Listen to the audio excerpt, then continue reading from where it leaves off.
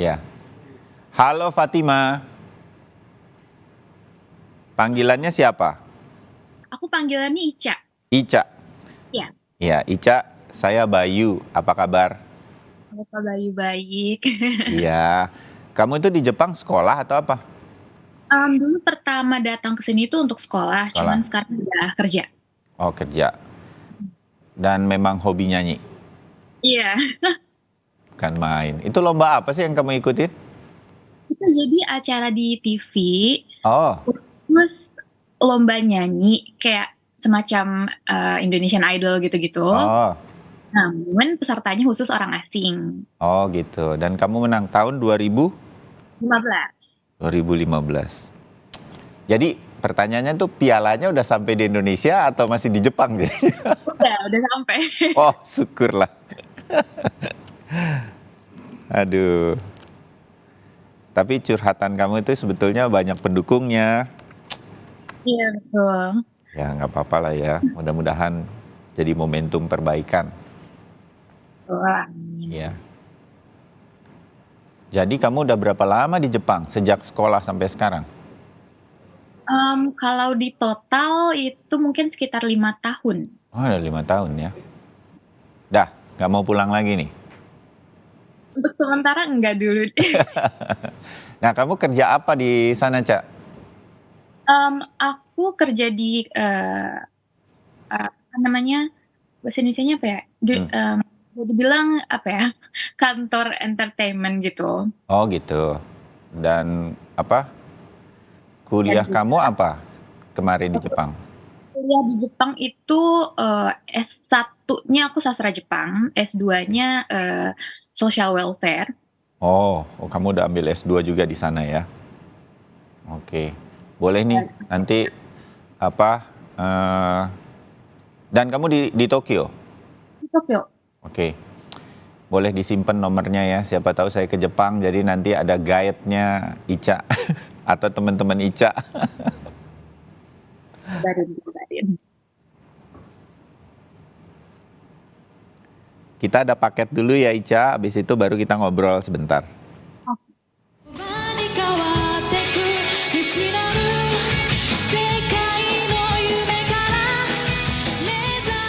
Seorang wanita bernama Fatimah Zahra Tunisa tengah viral dan menjadi sorotan publik belakangan ini.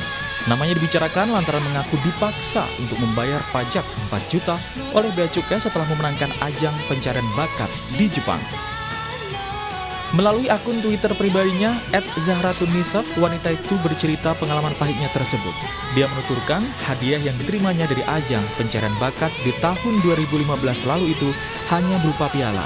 Namun setibanya di Indonesia, ia dipaksa untuk membayar oleh Bea Cukai. Setelah terjadi diskusi yang alot, Fatimah akhirnya diperbolehkan untuk membawa pulang pialanya. Dalam cuitan itu, Bea Cukai memberikan konfirmasi bahwa setiap barang yang masuk ke Indonesia dianggap sebagai impor, sehingga terutang bea masuk dan pajak impor termasuk gift atau hadiah. Curhatan itu viral di media sosial dan terus menjadi pembahasan di jagat maya.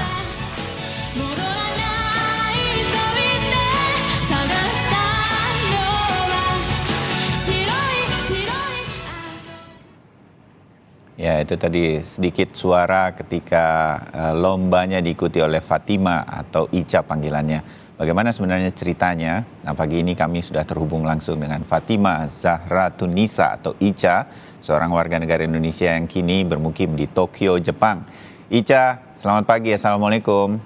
Selamat pagi, waalaikumsalam. Ya, dengan Bayu di sini. Ica, cerita dong sedikit. Ya singkat ceritalah dari curhatannya Ica di media sosial itu, bagaimana sedemikian rupa? Ada penjelasan nggak pada waktu itu kenapa piala yang mau dikirim dari Jepang ke Indonesia itu kemudian sampai ditarik 4 juta sebagai sebuah pajak dan lain-lain?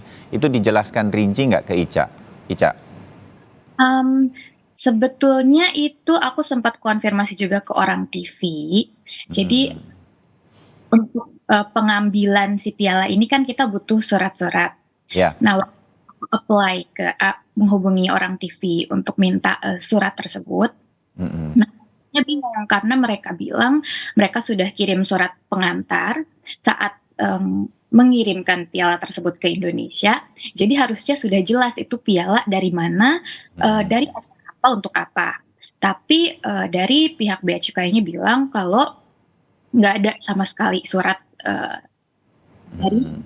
pihak TV-nya. Entah itu mungkin suratnya nggak sesuai dengan kriteria mereka atau gimana, Hmm. akhirnya ya udah deh saya ajukan keberatan, eee, uruslah berkas-berkas baru gitu. Ya. Nah, ketika mengurus berkas-berkas baru inilah, kalau saya baca sedikit, diminta buktinya, benar nggak ikut lomba, begitu ya? Betul, jadi Gimana cara dapetinnya tuh Ica? Saking kepengen ingin buktikan bahwa benar saya menang lomba gitu? ya jadi, eee, seperti yang diminta dari pihak bea cukainya, saya hubungi langsung orang TV-nya buat surat pernyataan, Hmm. dan itu saya bawa ke, bea cukai domisili saya, kemudian, di situ dibaca, diolah gitu, oh ini seperti ini, Hmm. saya juga kasih penjelasan, setelah itu, eee, diminta, apa ya, mereka bilang, "Kita nggak percaya nih, belum percaya," gitu, "ada, hasil tektokan kamu sama orang TV-nya apa enggak, kalau benar kamu peserta di acara ini." Hmm. Itu aku kasih lihat email aku, audisi, file-file audisi, terus file-file, mereka beliin aku tiket dan segala macam, tapi memang email itu kan dalam bahasa Jepang ya, aku komunikasi Ya. langsung dalam bahasa Jepang, kemudian, "Oh gimana kita bisa tahu nih kalau ini email betul, Hmm. isinya seperti itu?" Akhirnya, ya udah pakai Google Translate aja, Bu. Nah, Hmm. di situ saya ajukan pakai Google Translate, tapi tetap, aduh belum ini nih, belum meyakinkan, masih kurang meyakinkan. Hmm. Kemudian oke deh saya cari, file videonya, kebetulan saat itu sudah on air. Hmm. Khawatirkan waktu itu adalah acara TV Jepang itu copyright-nya sangat-sangat ketat, jadi Ya. kemungkinan sangat sulit dicari Hmm. di, media sosial atau di internet. Tapi Nah, untung ada. kebetulan banget di YouTube ada yang upload dan nggak di-take down. Akhirnya saya kasih lihat, seperti ini, videonya, ini saya yang nyanyi, ini saya memenangkan acara tersebut. Tapi di situ, staf-nya bilang kayak, "Ah masa sih ini kita masih belum percaya," gitu. Hmm. Kita bingung, KTP ada, berkas ada, video ada, dan saya rasa muka saya sama yang di video nggak terlalu beda gitu. Ya, ya. Jadi saya bingung harus buktikan dengan cara apa lagi. Kemudian, staf-nya bilang, "Ya udah kamu nyanyi aja deh di sini," gitu. Oh, jadi Ica kemudian diminta menyanyi gitu, membuktikan benar bisa nyanyi apa enggak? "Kamu nyanyi aja deh di sini, bener nggak suaranya sama dengan yang di video?" Gitu. Akhirnya, karena waktu itu saya masih mahasiswa, Ya. dan itu setelah dari bea cukai saya niat untuk memang ada kuliah gitu ke kampus. Jadi pengennya ya udah deh pengen cepet-cepet selesai. Akhirnya Hmm. meskipun awalnya saya menolak, "Enggak deh, enggak, jangan jangan nyanyi, ini kan udah ada berkas semuanya, udah lengkap." Tapi, karena pengen cepet selesai waktu itu, ya udah deh akhirnya, okelah saya nyanyi gitu. Ya. Satu bait aja ya Bu, gitu.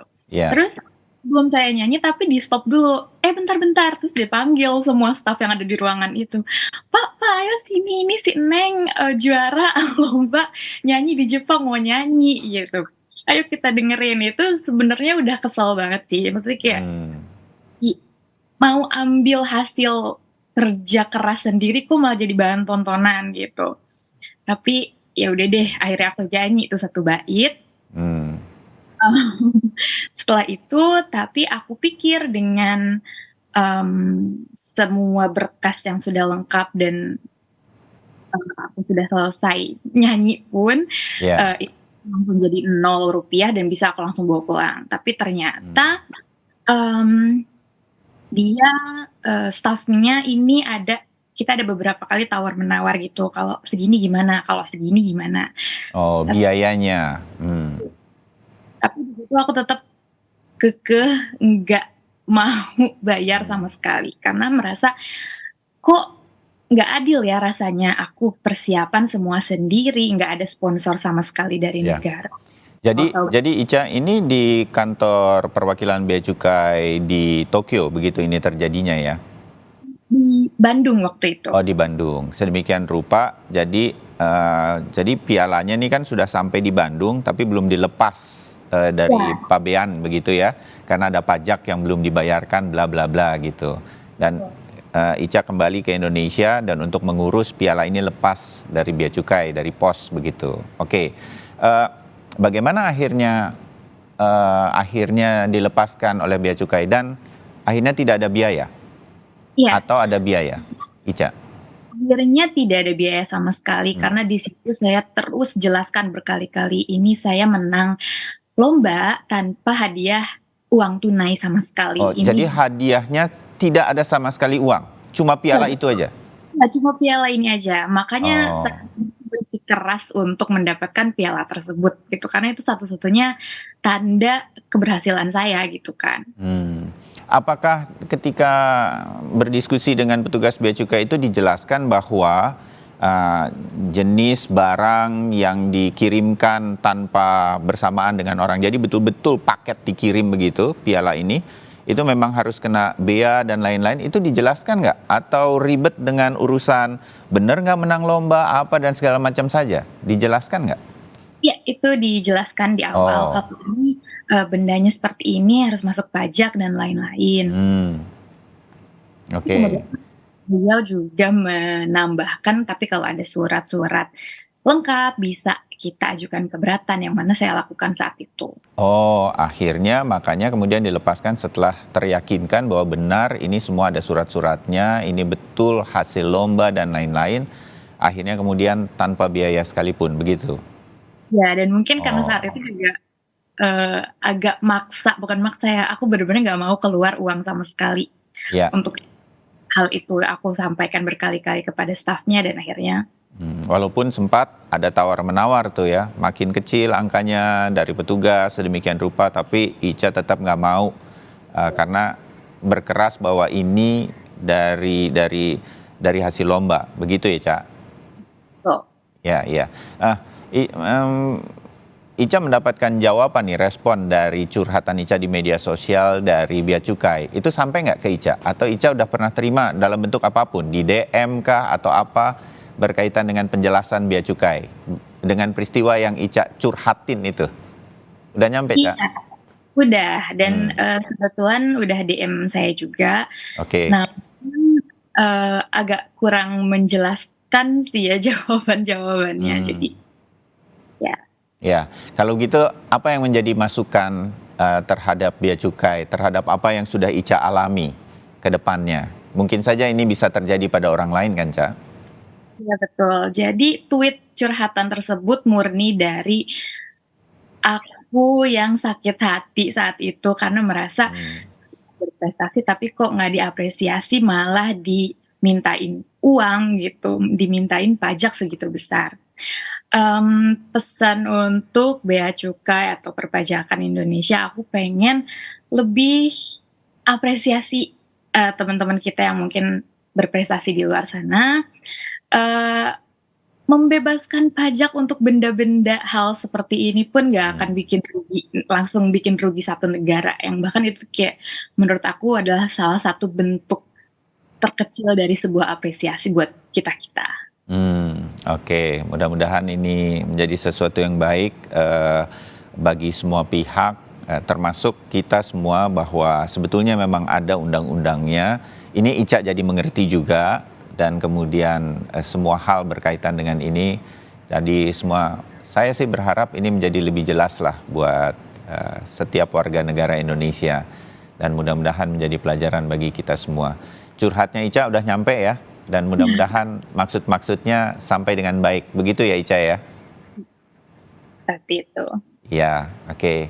Ica, terima kasih ngobrolnya pagi hari ini.